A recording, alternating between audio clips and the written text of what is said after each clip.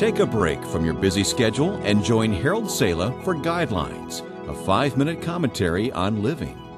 Rebekah lived in a polygamous society where the women were chattel and beautiful women were commodities to be purchased at the cost of gold or blood. Isaac, her husband, knew this all too well. So when he was asked, "Who is this woman?" he lied out of fear, saying, "She is my sister." And why not? Who keeps faith with the enemy? A generation before, his father Abraham had essentially done the same thing, trying to protect his mother. You can read about both incidents in the book of Genesis. The issue of lying to protect someone when the very act of dishonesty only endangers relationships all the more is not new. The incidents which I related took place almost 5,000 years ago.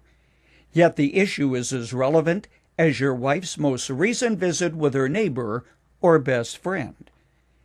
Take, for example, the woman who was involved in an affair and thinking she had to unload on somebody, told her best friend, making her promise not to mention a single word of this to anyone, including her husband. After her husband had lunch with the husband of his wife's best friend, he commented, "Something's wrong. I don't know what it is. Do you?" Caught between loyalty to her friend and her husband, she lied. "No, I don't have the faintest idea." It was the first time she had ever consciously lied to the man she loved. Now she hoped the whole issue would just go away. It didn't. One lie led to another. She became part of the conspiracy, and she felt as guilty as if she herself were involved in the affair. Finally, the whole situation became public. When it did, her part was confessed with tears and remorse. Was she really protecting her friend? No, she would tell you, she was betraying her own husband out of misplaced loyalty. "Don't ever tell me anything I have to lie about," she now tells her friends.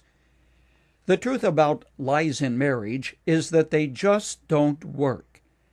No relationship is more intimate, more personal, and more complete than marriage. And though a person may think he or she is sparing the other, the fact is he or she is violating the very fabric of a relationship and undoing the trust that was woven over a period of many months, perhaps many years. The truth hurts, people sometimes tell me, trying to explain why they chose the path of deception. Of course it hurts. I agree. But the consequences of deception and eventual discovery hurt far, far more.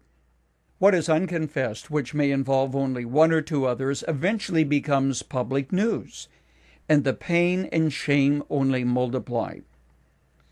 When Abraham, and then a generation later his son Isaac, lied, they learned through painful experience that God's protection, care, and forgiveness bring the least suffering to themselves and to others who are caught in the deceit trap. In this series, I've been focusing on a fascinating passage found in the book of Proverbs. The writer records 6 things which God hates, even 7 which are detestable to him. Lying is the second in that list. Whether it is a friendship, or the workplace, or the intimate relationship you have with your mate, absolute and complete honesty is the only ingredient that will produce growth and stability. Interestingly enough, looking at the list of character flaws which God hates, then matching them with some of the great men and women of the Bible, I have to say with the psalmist, "The Lord remembers that we are dust."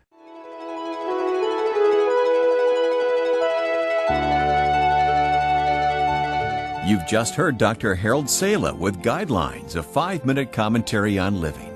If you would like to listen to the program again, download a copy, subscribe to our e-commentary, or view other resources, visit guidelines.org.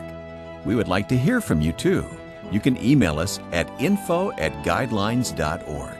That's info@guidelines.org. Thanks for listening, and we invite you to join us again for the next edition of Guidelines.